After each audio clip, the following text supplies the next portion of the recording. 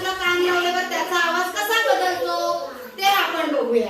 आता ही काय आहे? काय आहे? ही काठी जर मी तुमच्या पाठीत मारली तर तुम्ही कशी ओरडणार? कसे करणार?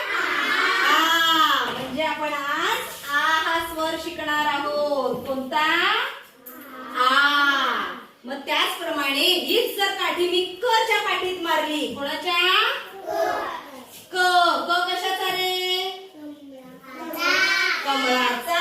मग क च्या पाठीत जर मी काठी मारली तर क कसा ओरडणार? का कसा ओरडे?